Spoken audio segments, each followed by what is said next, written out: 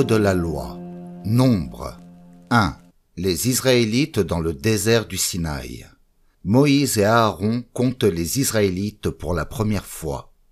Moïse se trouve au désert du Sinaï. Le Seigneur lui parle dans la tente de la rencontre. C'est la 2e année après que les Israélites sont sortis d'Égypte, le 1er jour du 2e mois. Le Seigneur lui dit : Aaron et toi, vous allez compter les membres de la communauté d'Israël, par clan et par famille. Vous ferez la liste des noms de tous les hommes, un par un. Comptez tous les hommes de 20 ans et plus, capables de servir dans l'armée d'Israël. Vous les inscrirez dans les troupes auxquelles ils appartiennent. Un chef de famille par tribu vous aidera. Voici les noms des hommes qui vous aideront. Tribu de Ruben, Élissour, fils de Chédéour. Tribu de Siméon, Shelumiel, fils de Surishadaï. Tribu de Juda, Nachon, fils d'Aminadab.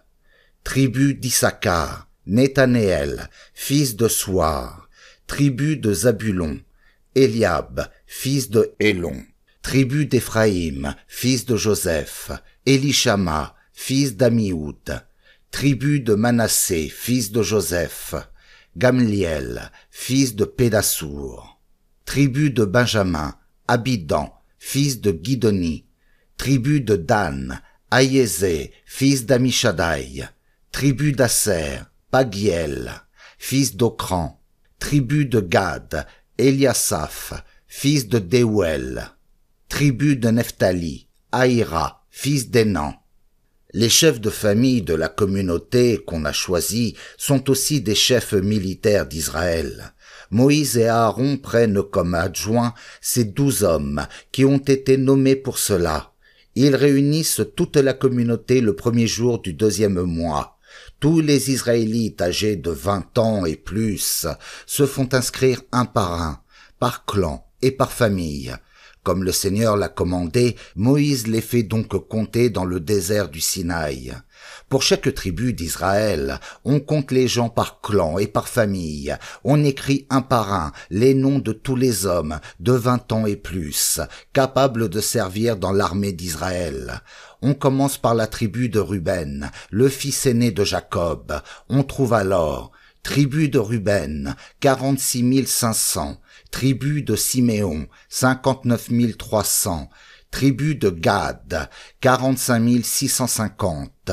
Tribu de Juda, 74 600. Tribu d'Issachar, 54 400. Tribu de Zabulon, 57 400. Tribu d'Éphraïm, fils de Joseph, 40 500. Tribu de Manassé, fils de Joseph, 32 200. Tribu de Benjamin, 35 400. Tribu de Dan, 62 700. Tribu d'Asser, 41 500. Tribu de Nephtali, 53 400. Voilà le nombre des Israélites comptés par Moïse à Aaron et les 12 chefs de famille qui représentent les tribus d'Israël.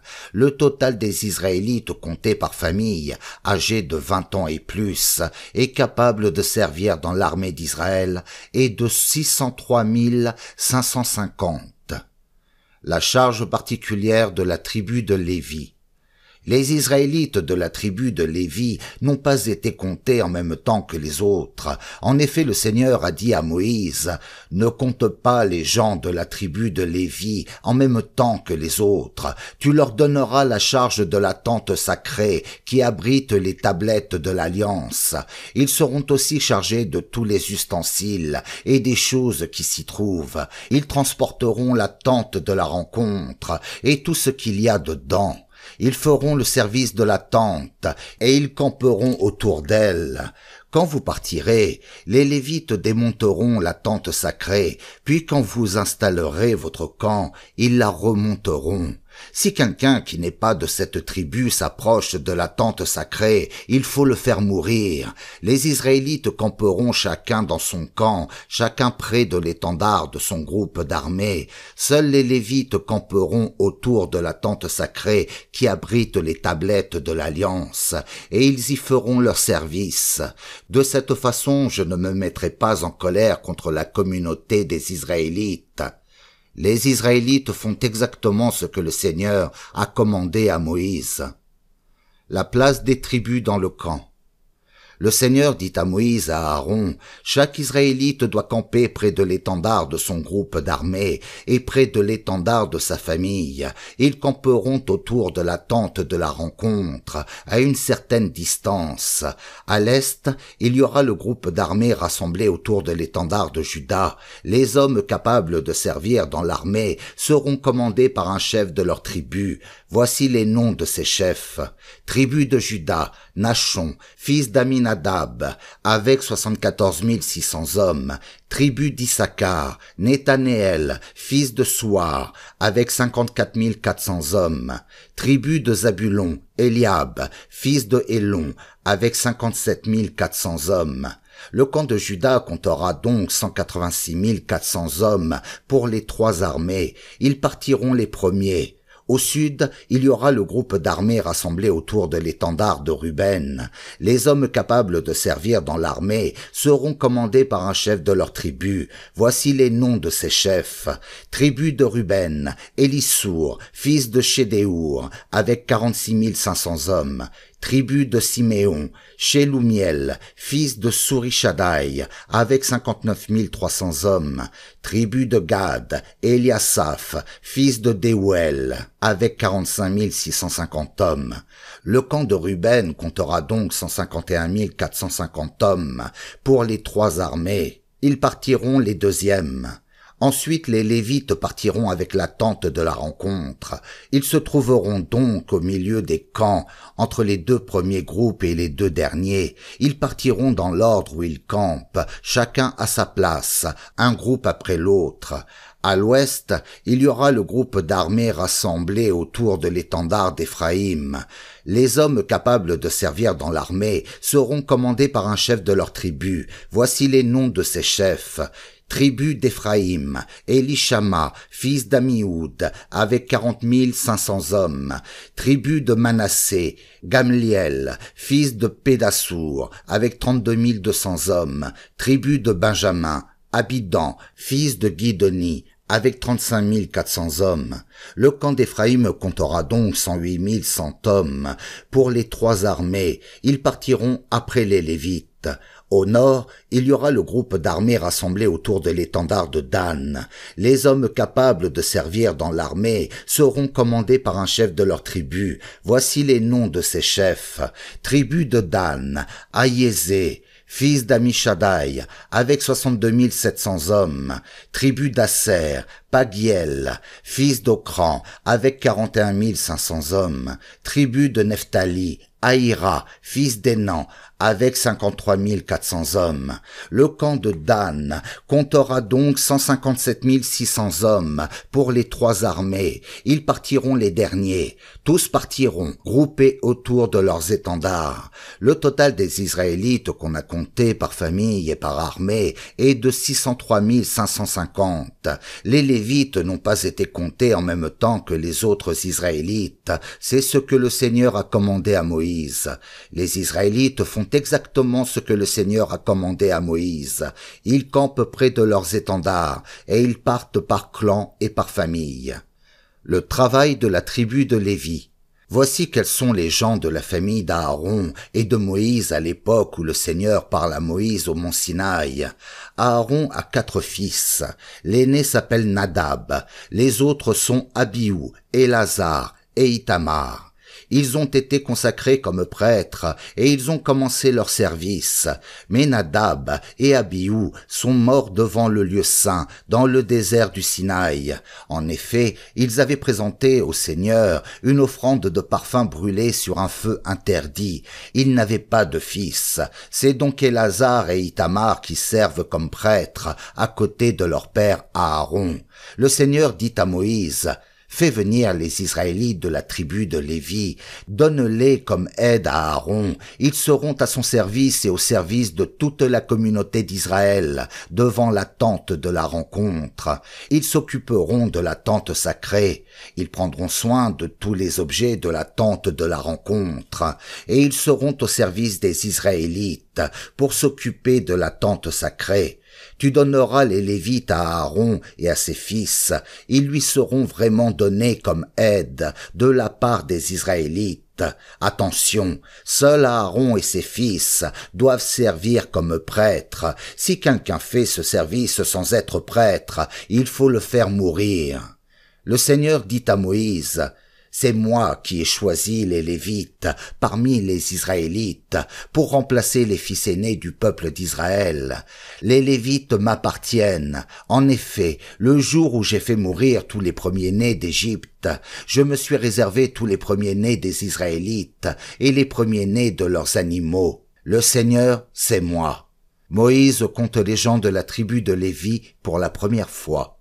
Dans le désert du Sinaï, le Seigneur dit à Moïse: tu vas compter les gens de la tribu de Lévi, par famille et par clan. Tu compteras tous les hommes et les garçons âgés d'1 mois et plus. Alors Moïse les compte comme le Seigneur l'a commandé. Les fils de Lévi s'appellent Gershon, Kehath et Merari. Gershon a 2 fils, Libni et Shimei. Ce sont les ancêtres des clans qui portent leur nom. Kehath a 4 fils, Amram, Issar, Hébron et Ouziel. Ce sont les ancêtres des clans qui portent leur nom. Merari a 2 fils, Mali et Mouchi. Ce sont les ancêtres des clans qui portent leur nom. Tous ces hommes ont donné leur nom au clan de la tribu de Lévi. Les Gershonites. Gershon est l'ancêtre des Gershonites. Ils forment 2 clans, le clan des Libnites et le clan des Shiméites. Le jour où on les compte, ils sont 7500 hommes et garçons âgés d'1 mois et plus. Les clans des Gershonites campent derrière la tente sacrée, à l'ouest. Ils ont pour chef Eliasaph, fils de Laël. Les Gershonites sont chargés des parties suivantes de la tente de la rencontre: de la tente intérieure, de la tente extérieure, de sa couverture, du rideau qui est à l'entrée de la tente de la rencontre, des tentures et du rideau qui est à l'entrée de la cour, et des cordes nécessaires pour monter l'ensemble. La cour entoure la tente sacrée et l'autel. Les Gershonites sont responsables de l'entretien de tous ces objets. Les Kehathites. Kehath est l'ancêtre des Kehathites. Ils forment 4 clans, les clans des Amramites, des Issarites, des Hébronites et des Ouziélites. Ils sont 8600 hommes et garçons, âgés d'1 mois et plus. Ils sont chargés des objets sacrés dans le lieu saint. Les clans des Kehathites campent au sud de la tente sacrée. Ils ont pour chef Élisaphan, fils d'Ouziel. Les Kehathites sont chargés du coffre sacré, de la table des pains, du porte-lampe, des autels, des ustensiles utilisés dans le lieu saint et du rideau intérieur de la tente sacrée. Ils sont responsables de l'entretien de tous ces objets. Le chef principal des Lévites est Élazar, fils du prêtre Aaron. Il est responsable des hommes qui servent dans le lieu saint. Les Mérarites. Merari est l'ancêtre des Mérarites. Ils forment 2 clans, le clan des Malites et le clan des Mouchites. Le jour où on les compte, ils sont 6200 hommes et garçons, âgés d'1 mois et plus. Ils ont pour chef Souriel, fils d'Abihaïl. Ils campent au nord de la tente sacrée. Les Mérarites sont chargés des cadres de la tente sacrée, des barres, des colonnes avec leurs supports et de tous les autres éléments qui vont avec ces objets. Ils sont responsables de leur entretien. Ils sont chargés aussi des colonnes autour de la cour avec leurs supports, des piquets et des cordes. Moïse, Aaron et ses fils campent devant la tente sacrée, à l'est, c'est-à-dire devant la tente de la rencontre, du côté où le soleil se lève. Ils sont responsables du service du lieu saint au nom des Israélites. Si quelqu'un qui n'est pas prêtre s'en approche, il faut le faire mourir. Le total des Lévites, hommes et garçons âgés d'1 mois et plus, est de 22 000. Moïse et Aaron les comptent par clan, comme le Seigneur l'a commandé. Les Lévites remplacent les fils aînés des autres Israélites. Le Seigneur dit à Moïse: compte tous les fils aînés des Israélites, âgés d'1 mois et plus, et écris leurs noms. Ensuite tu mettras à part les Lévites pour qu'ils soient à moi, le Seigneur, à la place des fils aînés des Israélites. De même, tu mettras à part pour moi les animaux des Lévites, à la place de tous les animaux premiers-nés des Israélites. Alors Moïse compte tous les fils aînés des Israélites, âgés d'1 mois et plus, comme le Seigneur lui en a donné l'ordre. D'après les listes des noms, ils sont au total 22 273. Le Seigneur dit à Moïse: mets à part les Lévites pour qu'ils soient à moi, le Seigneur, à la place des fils aînés des Israélites. De même, mets à part pour moi les animaux des Lévites, à la place des animaux premiers-nés. Mais il y a 273 fils aînés de plus que de Lévites.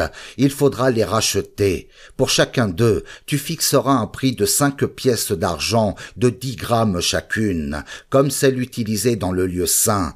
Tu donneras l'argent à Aaron et à ses fils. Voilà comment on rachètera les fils aînés qui sont en plus. Moïse reçoit l'argent pour racheter ceux qui ne sont pas remplacés par des Lévites. Il reçoit en tout de la part des fils aînés 1365 pièces d'argent, comme celles utilisées dans le lieu saint. Il les remet à Aaron et à ses fils, comme le Seigneur le lui a commandé. Travaux des clans des Lévites. A. Le travail des Kéhatites. Le Seigneur dit à Moïse et à Aaron: parmi les gens de la famille de Lévi, faites la liste des Kéhatites, âgés de 30 ans à 50 ans, par clan et par famille. On les prendra pour assurer certains services dans l'attente de la rencontre. Ils seront responsables des objets réservés uniquement au service de Dieu. Quand les Israélites quitteront ce lieu, Aaron et ses fils viendront enlever le rideau de séparation du lieu saint. Ils en couvriront le coffre sacré qui contient les tablettes de l'Alliance. Ils poseront dessus une belle peau d'animal. Ils étendront sur l'ensemble une couverture en très belle laine violette, puis ils fixeront des barres au coffre pour le transporter. Ils étendront une autre couverture en très belle laine violette sur la table des pains offerts. Là, ils placeront les plats, les coupes, les bols et les petits récipients pour les offrandes de vin. Ils mettront aussi les pains qu'on doit m'offrir sans cesse. Ils étendront par-dessus une couverture en très belle laine violette. Ils couvriront tout cela avec une belle peau d'animal, puis ils fixeront des barres à la table pour la transporter. Ils couvriront d'une très belle étoffe violette le porte-lampe avec ses lampes, tous ses ustensiles, les pincettes, les cendriers et les petits récipients d'huile. Ils couvriront tout cela avec une belle peau d'animal et ils le placeront sur 2 bâtons solides. Sur l'autel en or, ils étendront une très belle étoffe violette. Ils le couvriront avec une belle peau d'animal, puis ils fixeront des barres à l'autel pour le transporter. Ensuite, ils prendront tous les objets qu'on utilise pour me servir dans le lieu saint. Ils les envelopperont dans une étoffe violette. Ils les couvriront avec une belle peau d'animal. Puis ils les placeront sur 2 bâtons solides. Ils enlèveront les cendres de l'autel. Ils étendront sur lui une étoffe rouge. Ils placeront dessus tous les ustensiles utilisés pour les sacrifices, brûle-parfums, fourchettes à viande, pelles et coupes pour le sang. Ils couvriront tout cela avec une belle peau d'animal, puis ils fixeront des barres à l'autel pour le transporter. Quand les Israélites partiront, Aaron et ses fils finiront d'abord d'envelopper tous les objets du lieu saint. Ensuite seulement, les fils de Kéhat viendront les prendre. En effet, ils ne devront pas toucher les objets directement, sinon ils risqueront de mourir. Voilà ce que les fils de Kéhat seront chargés de transporter dans la tente de la rencontre. Élazar, fils du prêtre Aaron, sera responsable de l'huile du porte-lampe, du parfum à brûler, des offrandes des produits de la terre pour chaque jour, et de l'huile de consécration. Il sera responsable de toute la tente sacrée et de tout ce qu'elle contient, les objets sacrés et les ustensiles. Le Seigneur dit encore à Moïse et à Aaron: les Kéhathites doivent pouvoir vivre parmi les autres Lévites. Ils ne doivent pas risquer de mourir en s'occupant des objets uniquement réservés à mon service. Pour cela, voici ce que vous ferez pour eux. Toi, Aaron, avec tes fils, vous conduirez chacun d'eux devant l'objet à porter, en lui disant ce qu'il doit faire. De cette façon, ils n'iront pas regarder les objets sacrés, même pas un instant. Cela causerait leur mort. B. Le travail des Guershonites. Le Seigneur dit à Moïse: fais aussi la liste des gens de la famille de Gershon, par famille et par clan. Tu compteras les hommes âgés de 30 à 50 ans. On les prendra pour assurer certains services dans la tente de la rencontre. Voici les travaux qu'ils feront. Ils porteront l'étoffe qui recouvre la tente sacrée et qui forme la deuxième tente, la couverture en peau de bélier et la belle peau qui recouvre l'ensemble, le rideau placé à l'entrée de la tente de la rencontre. Ils porteront aussi les tentures et le rideau d'entrée de la cour qui entoure la tente sacrée et l'autel, les cordes de la clôture de la cour, les objets et les ustensiles utilisés pour accomplir leur travail. Les Guershonites assureront leur service sous les ordres d'Aaron et de ses fils pour les objets à transporter et pour les travaux à réaliser. Aaron et ses fils leur diront ce qu'ils ont à faire et à porter. Voilà les activités des gens de la famille de Gershon dans la tente de la rencontre. Itamar, fils du prêtre Aaron, surveillera leurs travaux. C. Le travail des Mérarites. Le Seigneur dit à Moïse: tu vas compter les gens de la famille de Mérari par clan et par famille. Tu compteras les hommes âgés de 30 à 50 ans. On les prendra pour assurer certains services dans la tente de la rencontre. Voici les travaux qu'ils feront. Ils porteront les cadres de la tente sacrée, ses barres, ses colonnes, ses supports, les colonnes qui entourent la cour, avec leurs supports, les piquets et les cordes, et tous les objets qu'ils utilisent. Les prêtres diront à chacun les objets qu'il doit transporter. Voilà le travail que les fils de Mérari doivent faire dans la tente de la rencontre. Itamar, fils du prêtre Aaron, surveillera également ce qu'ils feront. Le nombre des Lévites au travail. Moïse, Aaron et les responsables de la communauté d'Israël se mettent à compter, par clan et par famille, tous les Lévites nés de Kéhath, de Gershon et de Mérari, âgés de 30 à 50 ans. Ce sont ces hommes qui devront assurer certains services dans la tente de la rencontre. En effet, le Seigneur a donné l'ordre de les compter par l'intermédiaire de Moïse. Voici le nombre des Lévites. Fils de Kéhath, 2750 hommes. Fils de Gershon, 2630 hommes. Fils de Mérari, 3200 hommes. Total des Lévites, 8580 hommes. On dit à chacun ce qu'il doit faire et ce qu'il doit porter, comme le Seigneur l'a commandé à Moïse. Les Israélites renvoient du camp les gens impurs. Le Seigneur dit à Moïse: commande aux Israélites de renvoyer du camp tous ceux qui sont impurs, ceux qui ont une sorte de lèpre ou une maladie des organes sexuels, ou ceux qui ont touché un mort. Vous devez les renvoyer du camp, les femmes comme les hommes. Ils ne doivent pas rendre impur le camp des Israélites, parmi lesquels j'habite. Alors les Israélites renvoient du camp ceux qui sont impurs, comme le Seigneur l'a commandé à Moïse. Loi pour réparer une faute. Le Seigneur dit à Moïse: voici ce que tu diras aux Israélites. Supposons ceci. Un homme ou une femme fait du tort à quelqu'un, et ainsi cette personne se rend coupable d'une faute envers le Seigneur. Elle doit avouer le péché qu'elle a commis, puis elle doit rendre l'objet à son propriétaire, et elle ajoute un 5e de sa valeur.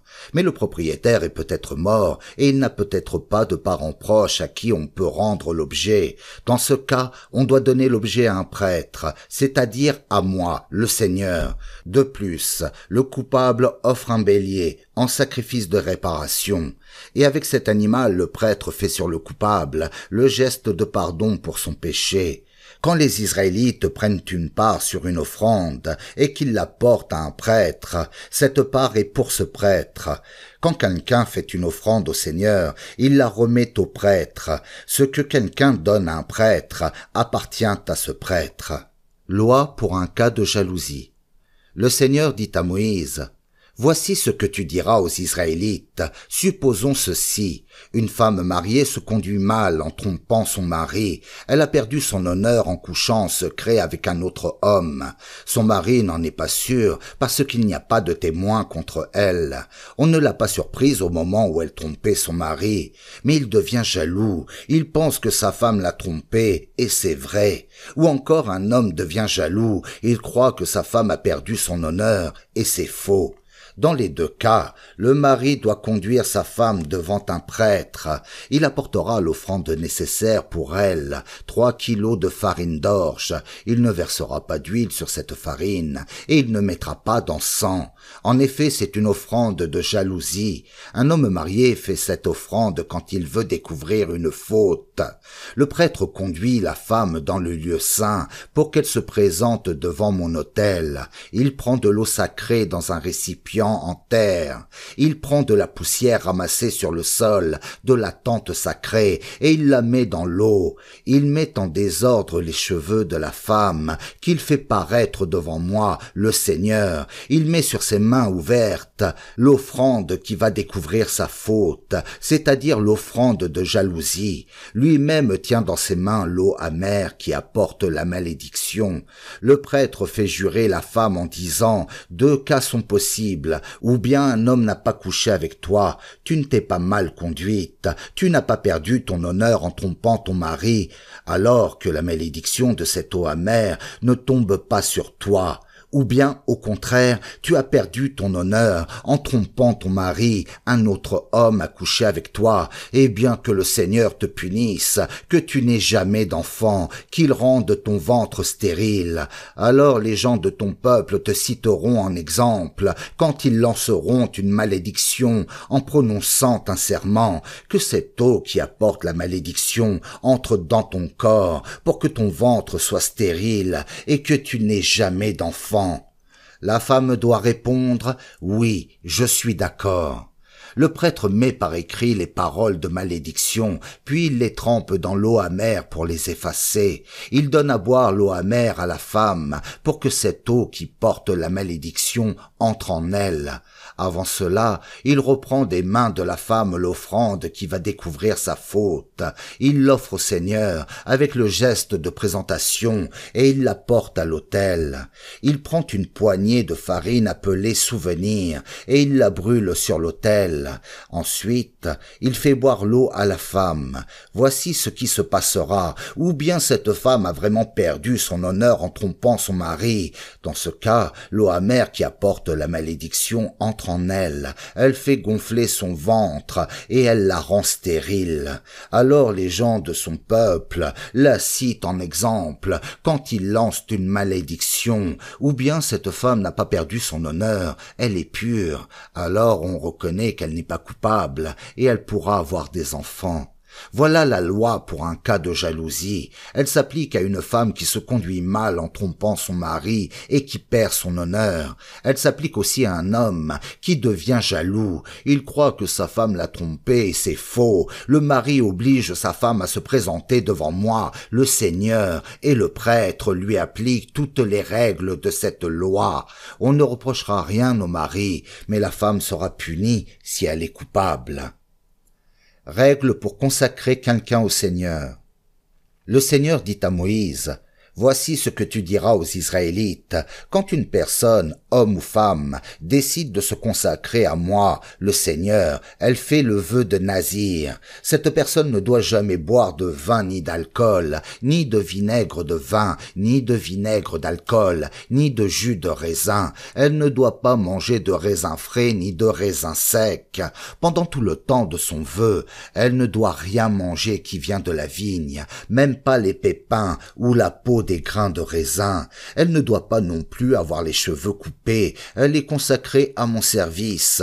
Elle doit donc laisser ses cheveux pousser librement jusqu'à la fin de la période de son vœu. Pendant tout ce temps, elle ne doit pas s'approcher d'un mort. Elle n'a pas le droit de se rendre impure en s'approchant de son père, de sa mère, de son frère ou de sa sœur, s'il meurt.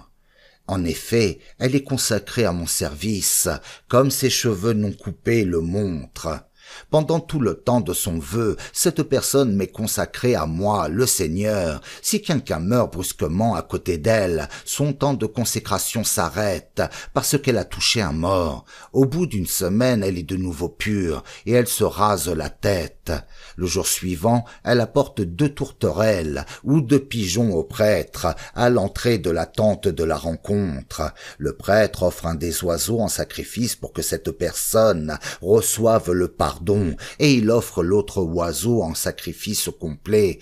Puis il fait sur elle le geste de pardon pour la faute qu'elle a commise en touchant le mort. Ce jour-là, le prêtre consacre de nouveau cette personne. Alors elle reprend son temps de consécration à partir du début.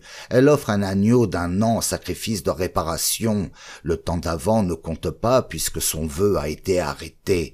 Voici la cérémonie pour la personne qui s'est consacrée à moi, le Seigneur. Le jour où le temps de son vœu est terminé, on la conduit à l'entrée de la tente de la rencontre. Elle offre au Seigneur 3 animaux sans défaut, un agneau d'1 an pour le sacrifice complet, une brebis d'1 an pour le pardon des péchés et un bélier pour le sacrifice de communion. Elle apporte aussi un panier de gâteaux à l'huile, cuits sans levain, et des galettes sans levain arrosées d'huile. Elle offre enfin de la farine et du vin pour les sacrifices.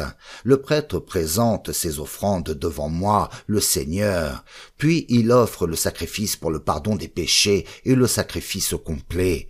Ensuite, il offre le bélier en sacrifice de communion, avec le panier de gâteaux sans levain. Enfin, il présente les offrandes de farine et de vin.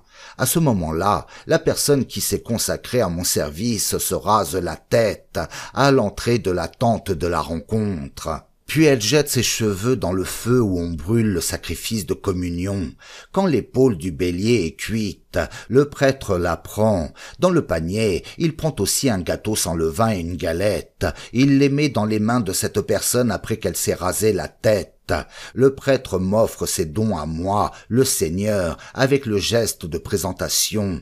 Ces dons sont pour le prêtre, en plus de la poitrine et de la cuisse de l'animal, qui sont gardés pour lui. À partir de ce moment-là, la personne qui s'est consacrée à mon service peut de nouveau boire du vin. Voilà la cérémonie pour la personne qui s'est consacrée à moi par un vœu. Voilà les dons qu'elle doit m'offrir pour sa consécration. Si elle peut en faire d'autres en plus, qu'elle les fasse. En tout cas, elle doit respecter le vœu qu'elle a fait, selon les règles de la consécration qu'elle a promise. Comment les prêtres doivent bénir le peuple? Le Seigneur dit à Moïse, « Voici comment Aaron et ses fils béniront les Israélites. Que le Seigneur vous bénisse et vous protège, que le Seigneur fasse briller sur vous son visage et qu'il ait pitié de vous, qu'il vous regarde avec bonté et qu'il vous donne la paix. Quand les prêtres prononceront ainsi mon nom pour bénir les Israélites, je leur donnerai moi-même ma bénédiction. » Don des chefs de famille pour le lieu saint.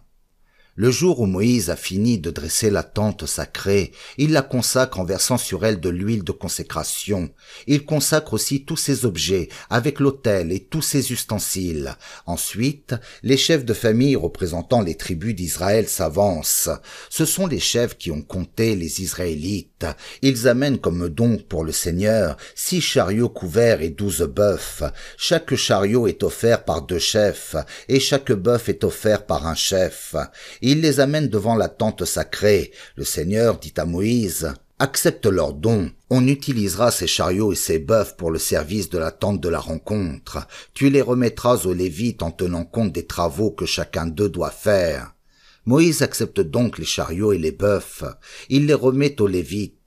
Il donne 2 chariots et 4 bœufs aux fils de Guershon, en tenant compte des travaux qu'ils doivent faire. Moïse donne les 4 chariots et les 8 bœufs qui restent aux fils de Merari. Il tient compte des travaux qu'ils doivent faire sous la direction d'Ithamar, fils d'Aaron. Il ne remet pas de chariots ni de bœufs aux fils de Kehath. En effet, ils sont responsables des objets sacrés et ils doivent les porter sur leurs épaules. Don des chefs de famille pour la consécration de l'autel. Le jour où on consacre l'autel, les chefs de famille apportent des dons pour la fête. Le Seigneur dit à Moïse: « Les chefs doivent venir l'un après l'autre, un chaque jour, offrir leurs dons pour la fête de la consécration. » Ils viennent donc dans l'ordre suivant. Premier jour, Nachon, fils d'Aminadab, de la tribu de Juda. Deuxième jour, Nethanéel, fils de Souar, de la tribu d'Issachar. Troisième jour, Eliab, fils de Hélon, de la tribu de Zabulon. Quatrième jour, Élissour, fils de Chédéour, de la tribu de Ruben. Cinquième jour, Shelumiel, fils de Surishadaï, de la tribu de Siméon.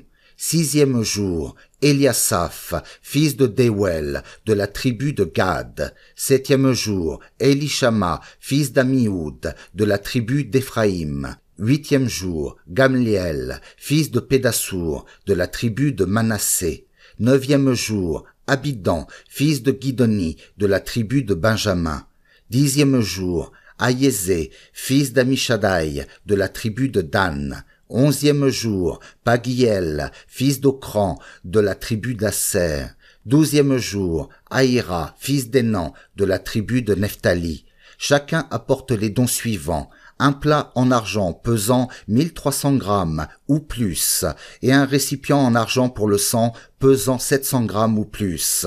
On remplit ces 2 récipients avec de la farine, mélangée d'huile, pour une offrande des produits de la terre.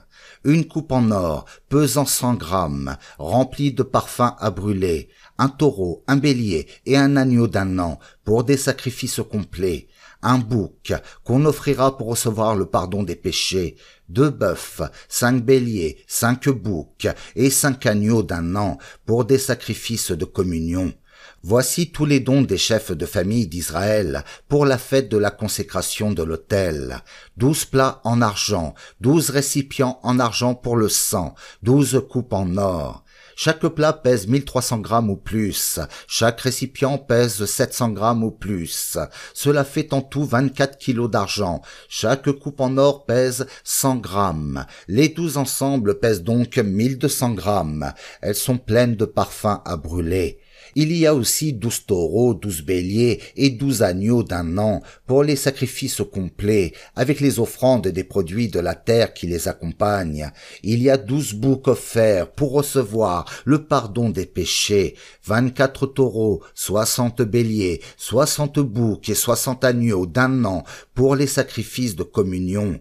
Voilà les dons offerts pour la fête après la consécration de l'autel. Quand Moïse entre dans la tente de la rencontre pour parler avec le Seigneur, il entend la voix du Seigneur. Elle vient de l'endroit situé entre les 2 chérubins, sur le couvercle du coffre qui contient les tablettes de l'Alliance. Alors il parle avec lui. Le porte-lampe du lieu saint. Le Seigneur dit à Moïse: « Voici ce que tu diras à Aaron. Quand tu allumeras les lampes, les 7 lampes devront éclairer en avant du porte-lampe. » Alors Aaron fait cela. Il place les lampes pour qu'elles éclairent vers l'avant, comme le Seigneur l'a commandé à Moïse. Le porte-lampe est en or battu, depuis le pied jusqu'à la dernière fleur. On l'a fabriqué sur le modèle que le Seigneur a montré à Moïse. La cérémonie de consécration des Lévites. Le Seigneur dit à Moïse: « Sépare les Lévites des autres Israélites pour les rendre purs. Voici ce que tu feras pour les rendre purs. Tu lanceras sur eux de l'eau qui rend pure. Ils se raseront tous les poils du corps et ils laveront leurs vêtements. Ensuite, ils seront purs. Ils prendront un taureau avec une offrande de farine mélangée d'huile. Tu prendras toi-même un 2e taureau. On l'offrira pour que les Lévites reçoivent le pardon de leurs péchés. Tu réuniras toute la communauté d'Israël d'Israël. Puis tu feras avancer les Lévites devant moi, près de la tente de la rencontre. Les Israélites poseront la main sur eux. Aaron me présentera les Lévites comme une offrande faite par les Israélites, et on les emploiera à mon service. Ensuite, les Lévites poseront les mains sur la tête des 2 taureaux. Aaron m'offrira un taureau en sacrifice pour le pardon des péchés, et l'autre en sacrifice complet. Puis il fera sur les Lévites le geste de pardon pour leurs péchés. Moïse, tu placeras les Lévites devant Aaron et ses fils, et tu me les consacreras. De cette façon, tu mettras à part les Lévites, et ils m'appartiendront. Après cela, les Lévites pourront servir dans la tente de la rencontre. Tu devras purifier les Lévites et me les consacrer. Ils sont à moi, vraiment à moi, parmi les autres Israélites. Je les garde pour moi pour remplacer les premiers-nés du peuple d'Israël. En effet, tous les premiers-nés en Israël m'appartiennent, ceux des hommes et ceux des animaux, depuis le jour où j'ai fait mourir tous les premiers-nés en Égypte. Les premiers-nés des Israélites me sont consacrés, mais je prends les Lévites parmi les Israélites pour remplacer leurs fils aînés, et je les mets au service d'Aaron et de ses fils parmi les Israélites. Ils sont au service des autres Israélites dans la tente de la rencontre, et ils obtiennent pour eux le pardon de leurs péchés. De cette façon, je n'aurai pas à punir quelqu'un parce qu'il s'approche du lieu saint. Moïse, Aaron et toute la communauté d'Israël font exactement ce que le Seigneur a commandé à Moïse pour les Lévites. Les Lévites se rendent purs et ils lavent leurs vêtements. Ensuite, Aaron les consacre au Seigneur et il fait sur eux les gestes de pardon et de purification pour leurs péchés. Puis les Lévites commencent leur service dans la tente de la rencontre, sous la direction d'Aaron et de ses fils. Voilà comment on obéit aux ordres que le Seigneur a donnés à Moïse au sujet des Lévites. Le Seigneur dit encore à Moïse: Voici ce que tu feras au sujet des Lévites. On prendra les Lévites dès l'âge de 25 ans pour assurer leur service dans la tente de la rencontre. À partir de 50 ans, ils n'assureront plus ce service. Ils ne travailleront plus. Ils aideront les autres Lévites à surveiller la tente de la rencontre, mais ils ne travailleront plus. Voilà comment tu organiseras le service des Lévites. La date de la fête de la Pâque. La date de la fête de la Pâque.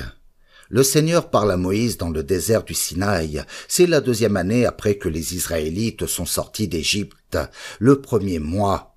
Le Seigneur lui dit: Les Israélites doivent fêter la Pâque à la date fixée. Fêtez-la le 14 de ce mois, le soir, en respectant les règles et les coutumes de cette fête. Alors Moïse donne cet ordre aux Israélites. Ils fêtent donc la Pâque dans le désert du Sinaï, le 1er mois de l'année, le 14 du mois, le soir. Ils font exactement ce que le Seigneur a commandé à Moïse. Mais quelques hommes sont impurs parce qu'ils ont touché un mort. C'est pourquoi ils ne peuvent pas fêter la Pâque ce jour-là.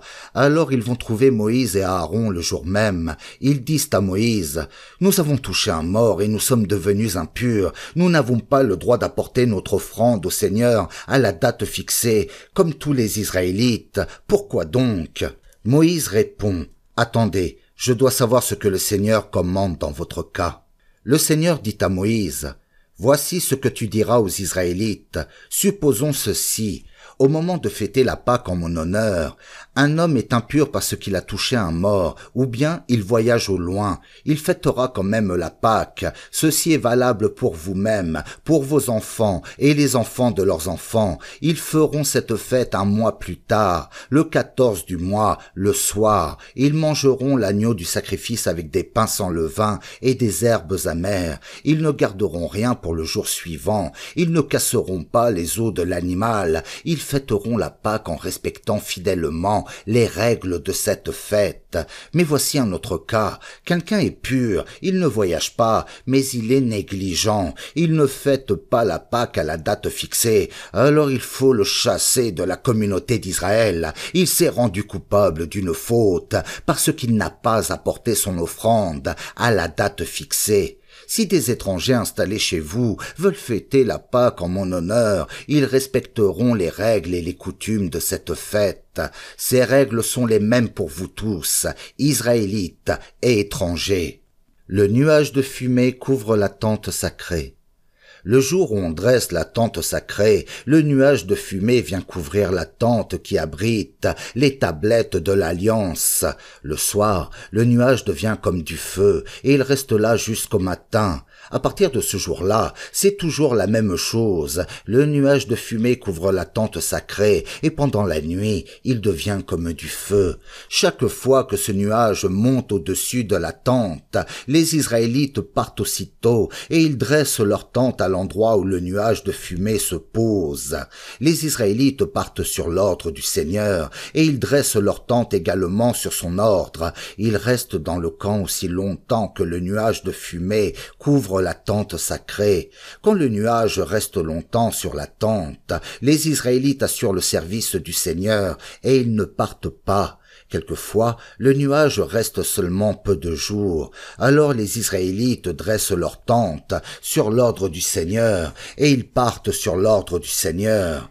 Quelquefois, le nuage de fumée reste seulement du soir au matin suivant, ou bien un jour et une nuit. Dès que le nuage monte, les Israélites partent. Mais si le nuage reste sur la tente sacrée 2 jours, 1 mois ou plus longtemps, les Israélites campent et ils ne partent pas. Quand le nuage de fumée monte, ils s'en vont. Ils dressent leur tente sur l'ordre du Seigneur et ils partent sur l'ordre du Seigneur. Ils assurent le service du Seigneur en obéissant à l'ordre que Moïse leur a donné de la part du Seigneur. La communauté se rassemble au son des trompettes. Le Seigneur dit à Moïse: fais fabriquer 2 trompettes en argent battu. On s'en servira pour rassembler la communauté ou pour donner le signal de départ des camps. Quand on sonnera des 2 trompettes à la fois, toute la communauté se réunira autour de toi à l'entrée de la tente de la rencontre. Quand on sonnera d'une seule trompette, seuls les responsables, les chefs de clan d'Israël, se réuniront autour de toi. Quand vous donnerez une première fois le signal de guerre, ceux qui campent à l'est de la tente de la rencontre partiront. Quand vous donnerez la 2e fois le signal de guerre, ceux qui campent au sud partiront. Pour chaque départ, on donnera le signal de guerre, mais pour rassembler toute la communauté d'Israël, on sonnera de la trompette sans donner le signal de guerre. Seuls les prêtres de la famille d'Aaron sonneront de ces trompettes. C'est un commandement pour toujours, pour vous, pour vos enfants et les enfants de leurs enfants. Dans votre pays, quand vous partirez combattre des ennemis qui vous attaquent, vous donnerez le signal de guerre en sonnant de la trompette d'une certaine façon. Ainsi je me souviendrai de vous. Alors moi, le Seigneur votre Dieu, je vous délivrerai de vos ennemis. Les jours de joie et de fête, et les jours de la nouvelle lune, vous sonnerez de la trompette quand vous offrirez les sacrifices complets et les sacrifices de communion. De cette façon, je me souviendrai de vous. Le Seigneur votre Dieu, c'est moi.